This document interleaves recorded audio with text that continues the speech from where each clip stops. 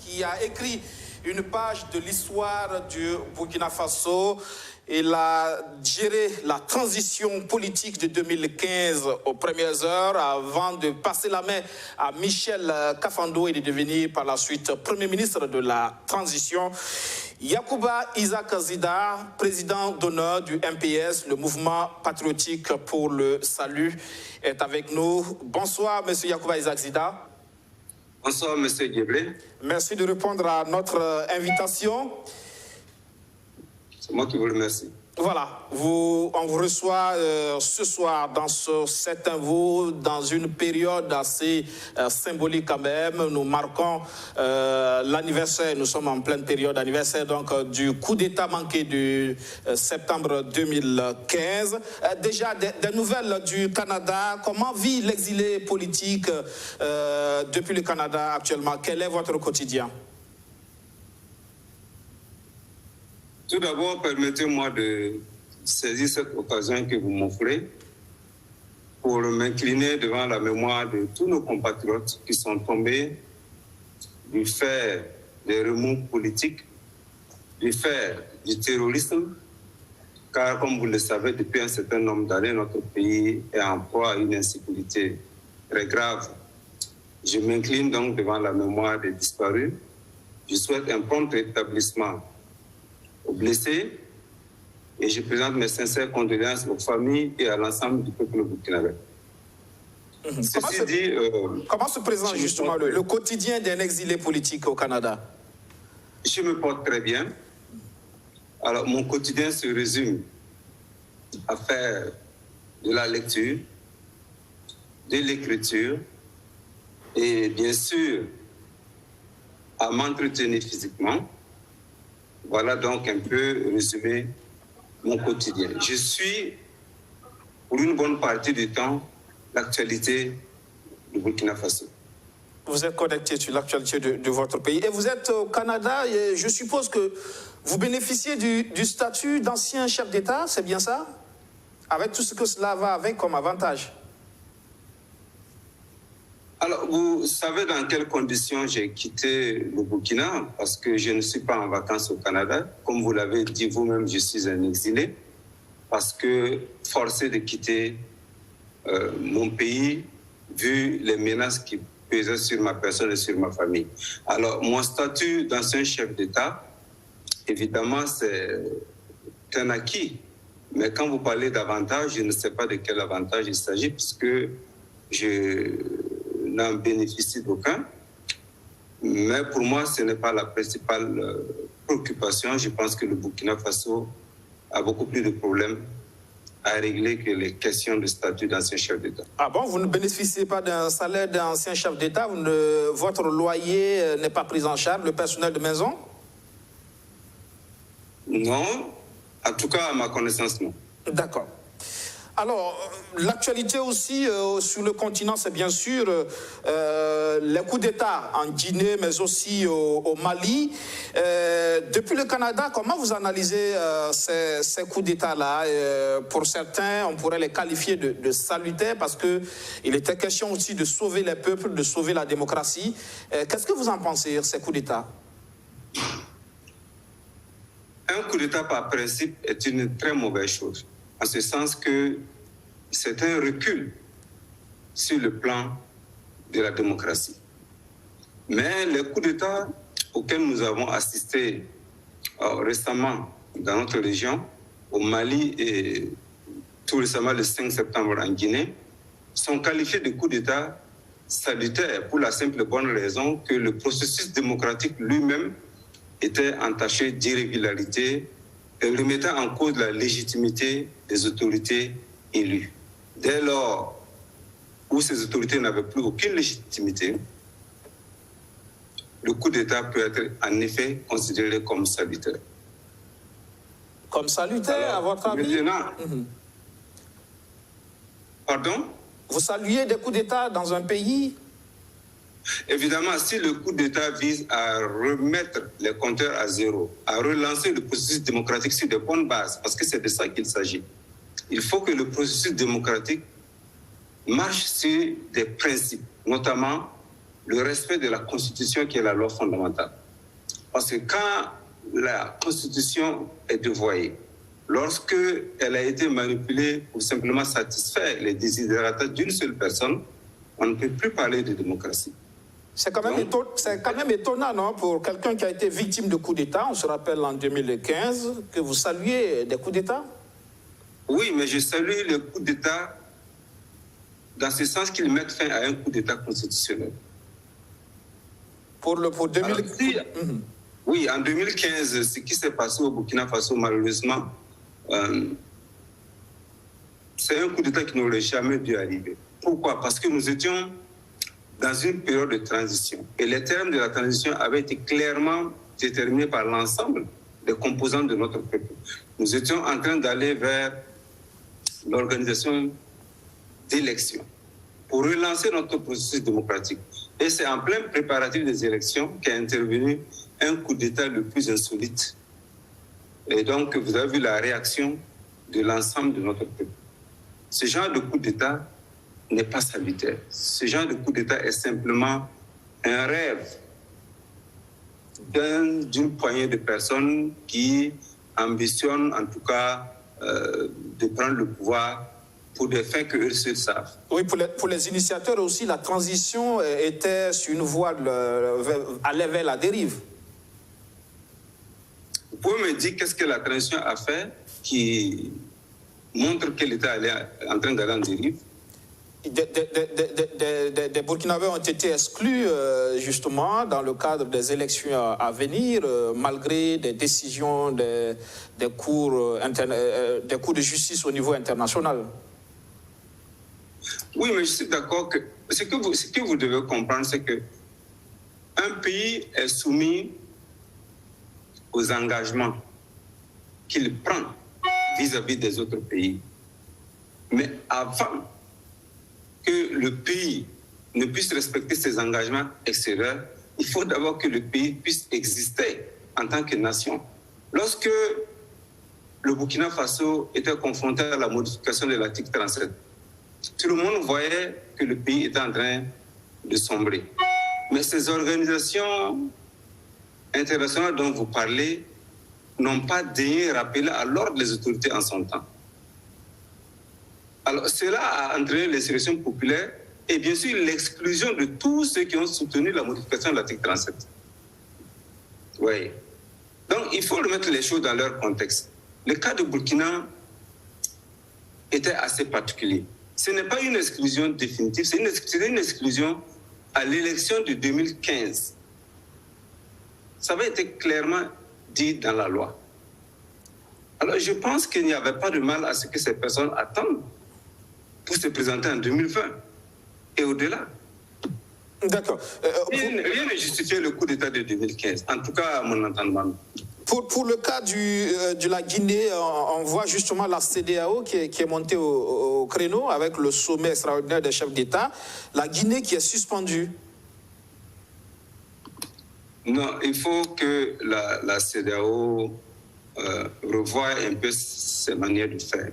Parce que aussi bien la CEDEAO que l'Union africaine, tout le monde déclare qu'on est pour la démocratie.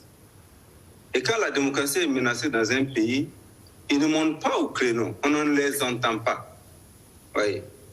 Le protocole de l'Union africaine sur la démocratie et la bonne gouvernance, clairement, elle condamne les tripatouillages constitutionnels. Cependant, lorsque Alpha Condé modifiait la Constitution pour avoir un troisième mandat, personne n'a levé la voix. Alors si aujourd'hui, de manière hypocrite, ils condamnent la junte au pouvoir en Guinée, je pense que ça ne fait pas sérieux. Il faut que notre continent, il faut que nos pays revoient leur manière de faire si nous voulons que l'on nous prenne au sérieux. Faut-il craindre pour des pays comme la Côte d'Ivoire et le Burkina Faso de telles situations?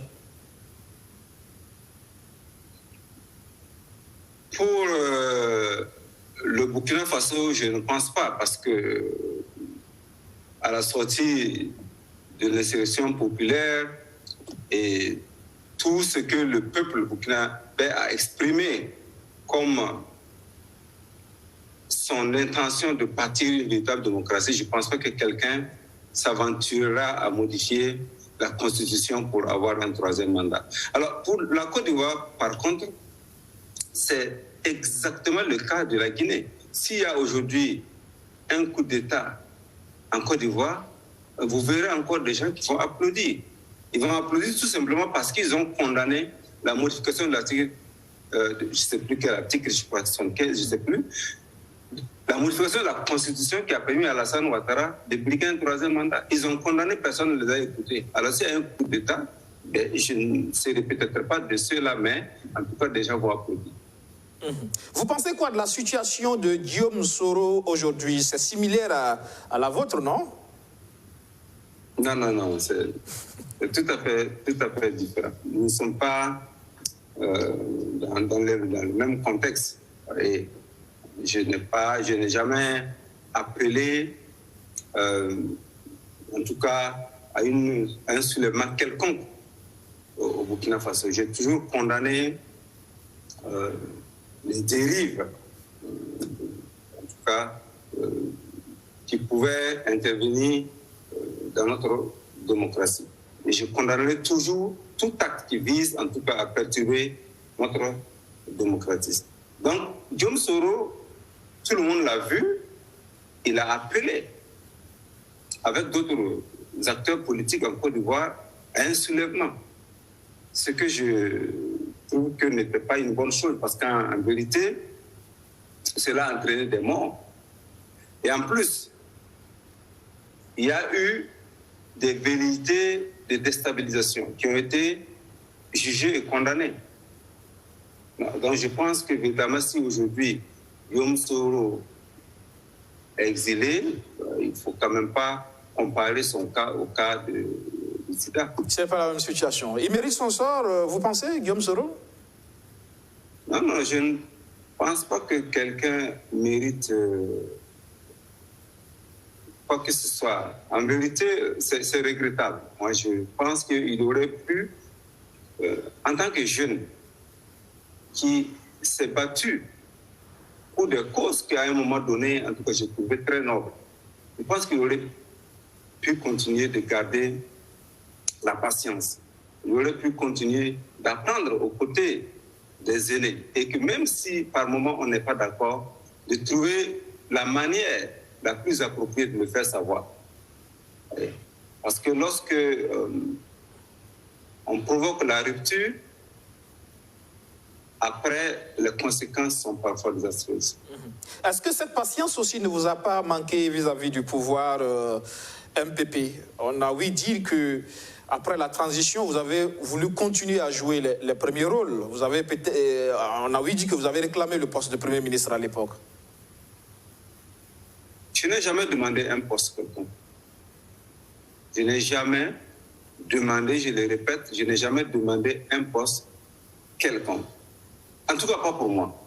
Je reconnais avoir demandé au président Kaboré, ou du moins, je reconnais lui avoir conseillé de nommer Barry Auguste au poste de ministre de la Sécurité. Vous avez demandé ça au président Kaboré? Je lui ai demandé dans sa villa à la Padoie, je lui ai demandé. Je lui ai demandé. Et je donnais mes raisons. Je l'ai dit parce que le contexte sécuritaire tel qu'il est, tel que nous le leur passons, il va être difficile. Et je connais quelqu'un qui pourra continuer de rendre d'énormes services dans ce domaine. Ça, je lui ai demandé. Mais je n'ai pas demandé à être Premier ministre. Je n'ai même pas demandé d'être ambassadeur. De toute façon, quand Kafando voulait signer mon décret de nomination d'ambassadeur, j'ai dit à Kafando de ne pas signer. Le décret n'a jamais été signé. J'ai dit à Kafando, vous laissez, le président Kaboré me nommera s'il veut. S'il ne veut pas, qu'il ne me nomme pas. Ce n'est pas un problème. Vous pensez que je peux exiger quoi que ce soit? Non. Vous demandez aux autres. Il n'y a pas eu de deal justement lié aux élections parce que pour certains opposants, il y a eu un deal entre les autorités de la transition et le MPP. Ça a été une transmission du pouvoir pour certains. Non, c'est des spéculations. Vous savez, vous connaissez l'histoire politique de notre pays. Un tout bon analyste viendra et il va vous dire que le MPP était bien parti pour gagner. Moi, j'ai eu des rapports de certains, en dehors même de nos services qui faisaient régulièrement des rapports. J'ai eu des experts extérieurs que j'ai invités, qui sont venus, qui ont fait un travail, qui ont fait des rapports et qui ont dit clairement que le MPP allait gagner. Parce qu'en fait, la sociologie d'un pays ne ment pas. Vous comprenez? Les Burkinabés se sont dit que voilà, nous avons des gens qui ont de l'expérience. Certainement, à un moment donné, ils ont fauté, mais ils se sont rachetés, ils se sont excusés, ils ont fait leur meilleur culpa. Mais un voleur repenti vaut mieux qu'un un nouveau voleur. Vous comprenez? C'est sur cette base que les gens ont fait confiance au MPP. Tout le monde savait que le MPP allait gagner. Moi, j'ai dit ça au président Kaboulé, je lui ai dit. Je lui ai dit, si vous devenez président, je lui ai dit, vous allez devenir président du Burkina. Seulement parce que le peuple vous fera confiance. Mais si vous le devenez, œuvrez à la réconciliation nationale. Sinon, vous n'allez jamais pouvoir gouverner ce pays. Je lui ai dit. Et comment vous voyez la gouvernance aujourd'hui, justement? La gouvernance, elle est catastrophique. C'est pas moi qui le dis. Tout le monde le constate. Parce que le véritable problème, c'est que le pays a été confronté à un problème de sécurité auquel il n'arrive pas à faire face. Et vous savez très bien comme moi que sans sécurité, plus rien n'est possible. On ne peut pas parler de développement. On ne peut pas parler de programmes, de projets, de société d'une quelconque manière. Parce que tout cela nécessite un contexte sécuritaire. Malheureusement, c'est ce que nous n'avons pas aujourd'hui. Oui. Est-ce que pour certains Burkinabés, il aurait fallu justement faire appel à toutes les compétences, y compris vous, en tant que militaire, mais aussi ceux qui sont en prison, notamment le général Gilbert Diengéré, de sorte à ce que toutes ces expertises puissent concourir justement à ramener la sécurité. Vous en pensez quoi? Oui, je suis d'accord avec ceux qui pensent cela, parce que de mon point de vue, le fait d'être exilé ou d'être en prison ne fait pas de quelqu'un moins un Burkinabé que les autres Burkinabés. Vrai ou faux? Être en prison ou être exilé ne veut pas dire que tu n'aimes pas le Burkina Faso. Alors, si le premier des Burkinabés estime à un moment donné qu'il a besoin de n'importe quelle compétence, nous sommes disponibles à servir le pays. Parce que si nous n'avons pas la paix, il n'y a pas de pays. Il n'y a pas de pays. Et s'il n'y a pas de pays, nous sommes tous perdants. Vous comprenez? Est-ce que vous faites des propositions dans ce sens? Je fais les propositions chaque fois que j'en ai l'occasion. Je ne cesserai jamais de donner mon point de vue sur la situation. Parce que mon plus grand souhait, c'est que ce pays retrouve la paix. Oui. Alors, c'est ce que nous devons, c'est notre responsabilité vis-à-vis des générations futures. Aujourd'hui, tous ces enfants qui ne vont plus à l'école, qui n'ont plus accès à la santé, imaginez-vous dans 15, 20 ans, qu'est-ce qu'ils vont devenir? Aujourd'hui, si chacun de nous a un travail, après, à la descente, il va à la maison et il mange le riz chaud de son et puis il se repose, c'est parce qu'il y a 10, 15, il y a 20 ans, il a eu la paix, la tranquillité, la sécurité pour aller à l'école et vaquer à des occupations. Nous sommes en train de sacrifier une génération. Et c'est ça qui est le drame. Vous pensez quoi de cette réorganisation qui est en train de s'opérer au sein donc, des forces de défense et de sécurité? Un ministre délégué a été nommé, récemment promu général, M. Semporé, mais c'est aussi une dynamique. Le président de Faso qui a repris en main justement le ministère de la Défense. Il est promu aussi d'autres mesures dans le sens donc, des changements au niveau du commandement. Qu'est-ce que vous pensez de tout ça? Non, je salue tous ces efforts qui ont été faits. Je trouve que cela a pris du temps. Nous avons toujours appelé à ce que l'on mette les hommes qu'il faut à la place qu'il faut.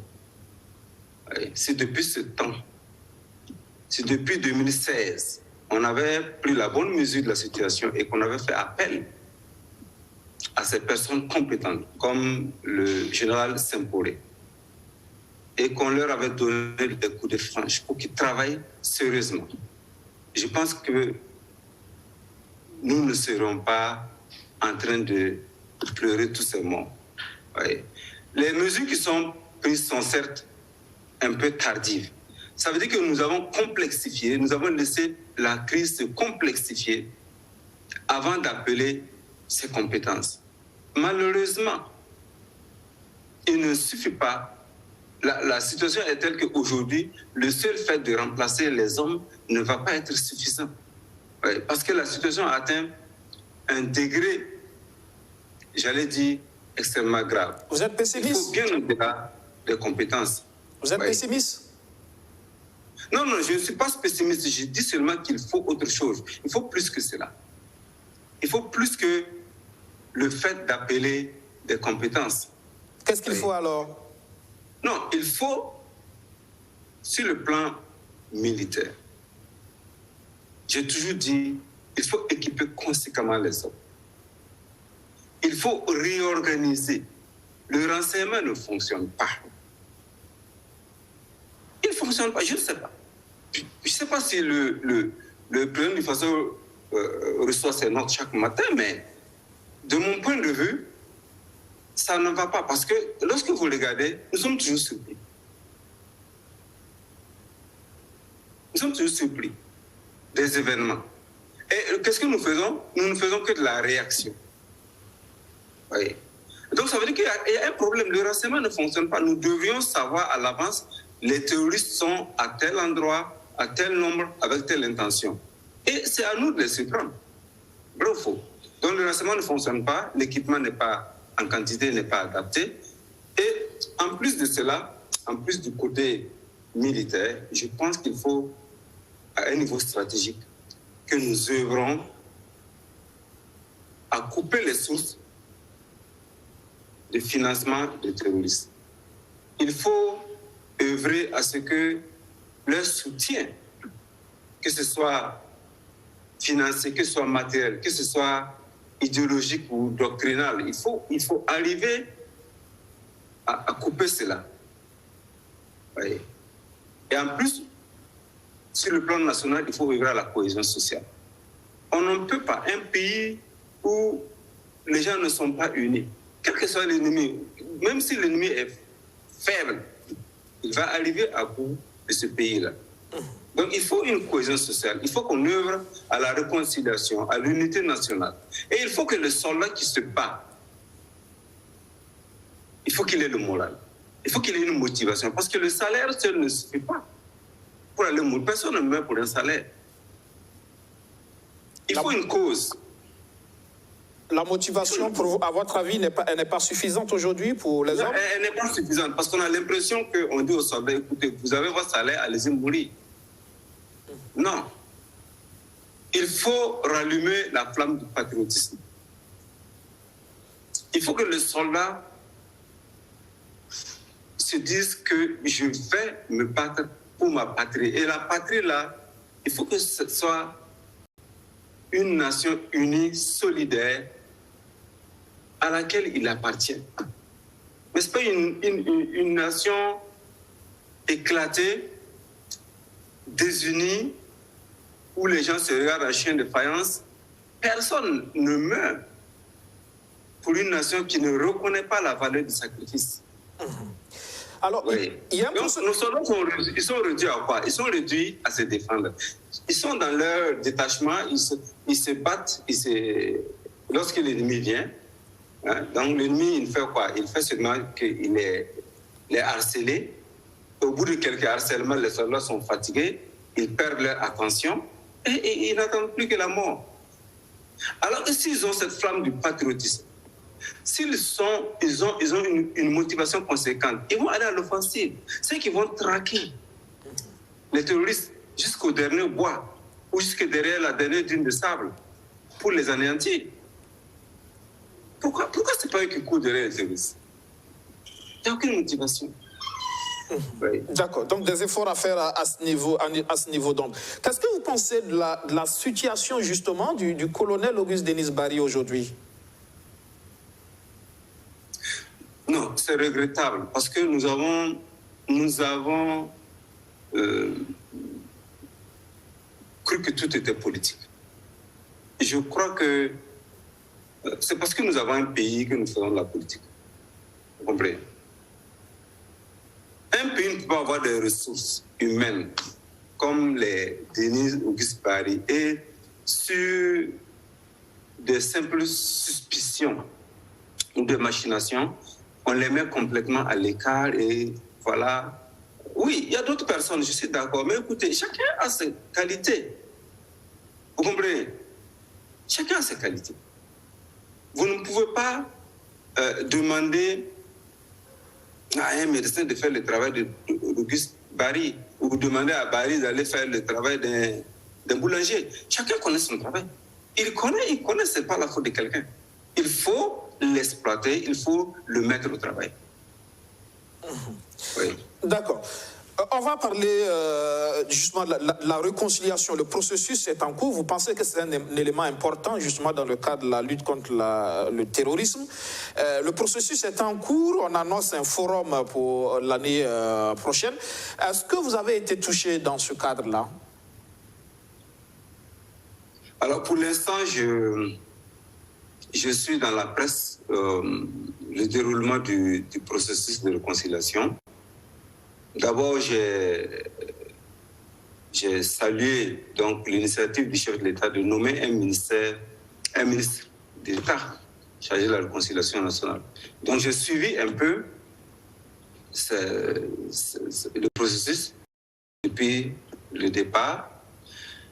Mais personnellement, je n'ai pas été approché, je n'ai pas été contacté, en tout cas de façon officielle. Donc, j'attends.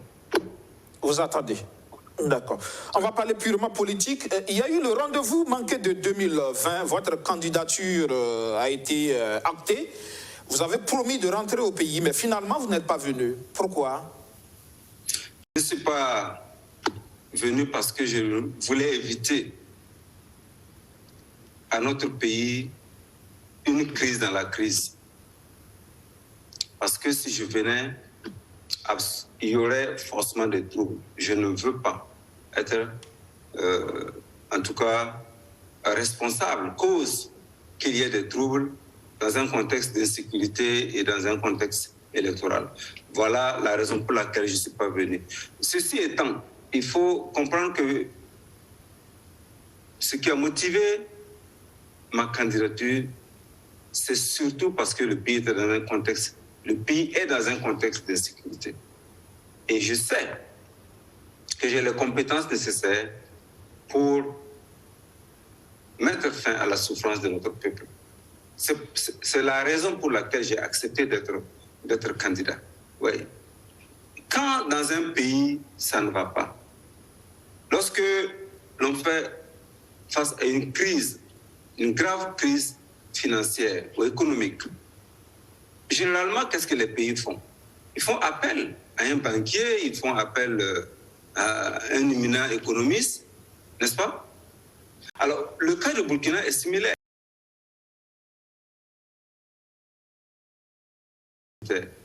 Et nous avons aussi besoin de quelqu'un qui maîtrise, qui a une expertise dans le domaine. Oui.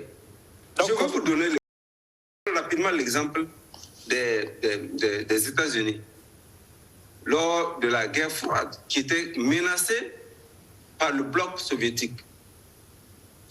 Les États-Unis ont confié leur destin à un ancien directeur général de la CIA, qui n'est personne d'autre que Bush père. Pourquoi? Chacun a son domaine de compétence. Donc le contexte recommandait que les spécialistes de la sécurité, un sécurocrate, soit au pouvoir aujourd'hui au Burkina, vous voulez dire? Je ne dis pas que c'est le seul choix qui vaille, mais ça ne sera pas un mauvais choix. D'accord. Alors, votre parti, le MPS, le Mouvement Patriotique pour le Salut, après justement la présidentielle, vous avez dénoncé ces élections, mais curieusement, le MPS s'est retrouvé à la majorité présidentielle. C'est une trahison du peuple, non?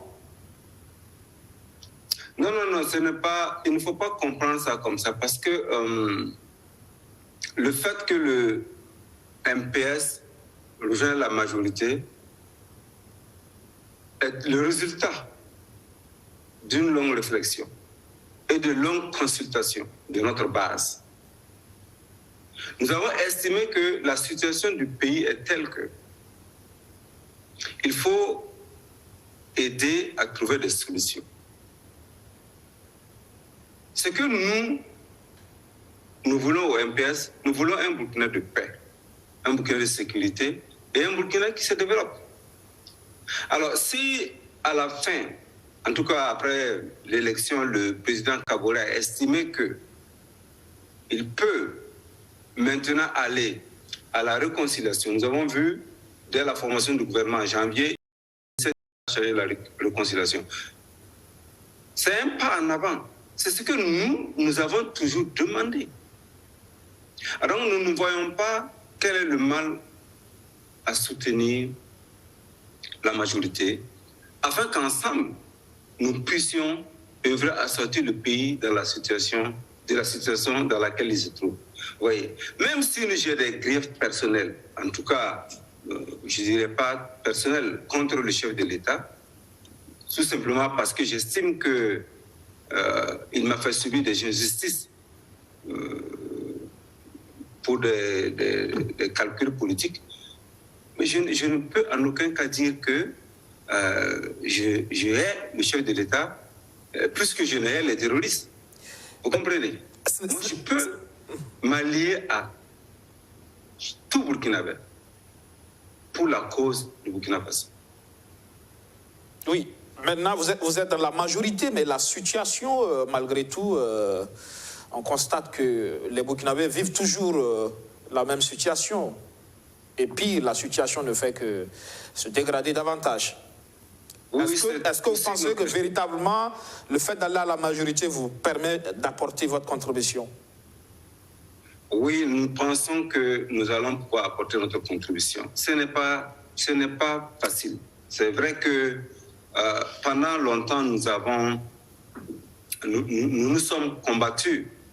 Et donc, la cohabitation nécessite un temps de prudence et d'observation. Mais il faut dire qu'il va falloir, à un moment donné, briser rapidement cette glace-là et puis travailler ensemble. Nous avons, des solutions. Et c'est ce que nous mettons à la disposition de la majorité, c'est tout. D'accord.